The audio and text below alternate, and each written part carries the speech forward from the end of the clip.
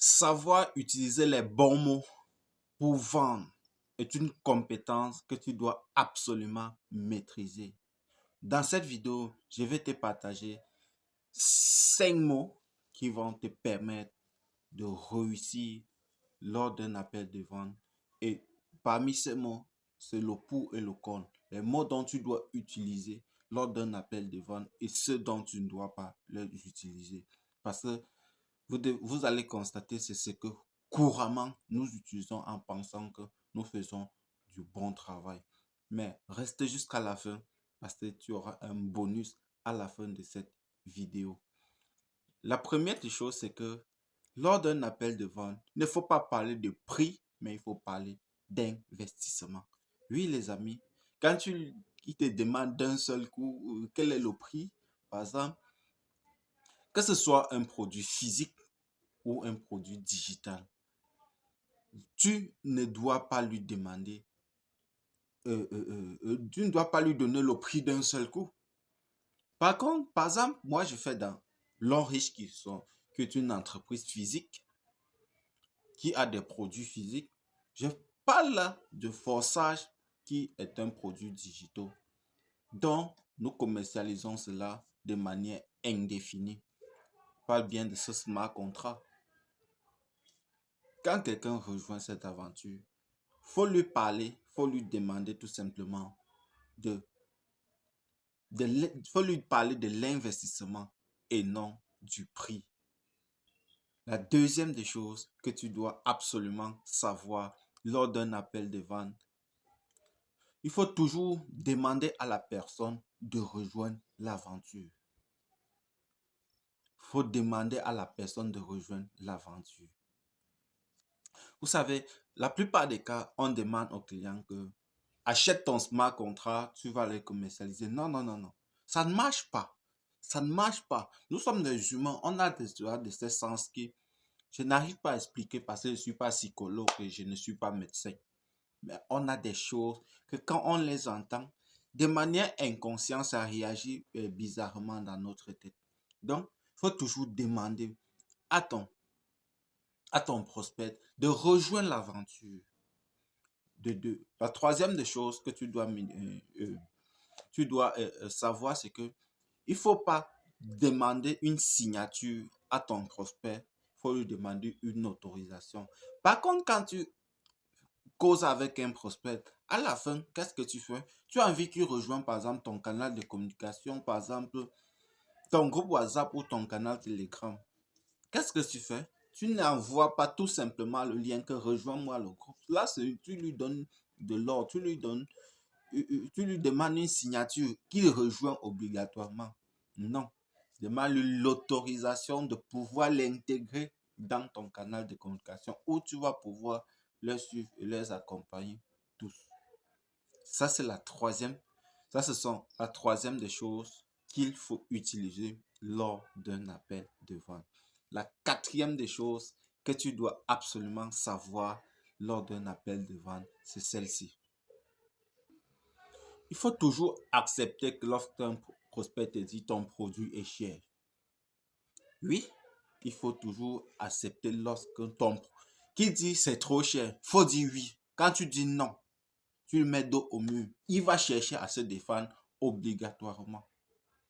Il faut lui dire, souvent, il faut lui dire, soit deux choix. Il ne faut pas dire c'est cher.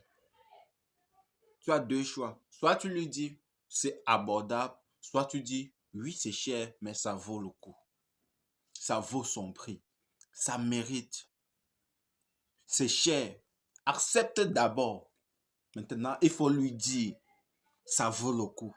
Quand tu dis ça mérite son prix, il faut lui donc l'expliquer pourquoi ce produit vaut le coup. Et surtout, si au préalable, tu lui as posé des questions pour comprendre effectivement le problème qu'il veut résoudre, à ce moment, je t'assure à 100%, il va acheter ce produit. Parce que tu lui as non seulement donné un produit qui coûte cher, parce que de manière inconsciente, quand un produit coûte cher, parce que les gens aiment trop dire que acheter les produits qui sont moins chers, non. Quand tu augmentes d'abord le prix de ton produit, la perception est vue différemment. Aussi, quand ça va répondre à un problème bien spécifique de ton prospect, je te demande tout simplement, non seulement de ne pas contredire, d'accepter ses objections et surtout, maintenant, dis pourquoi ce prix, c'est cher et et quel est le problème que cela vient résoudre. Ça, c'est la quatrième des choses que tu dois absolument savoir lors d'un appel de vente. La cinquième des choses, qui est la dernière, que tu dois aussi absolument maîtriser lors d'un appel de vente, c'est tout simple. Il faut toujours parler d'un accord et non d'un contrat lors d'un appel de vente.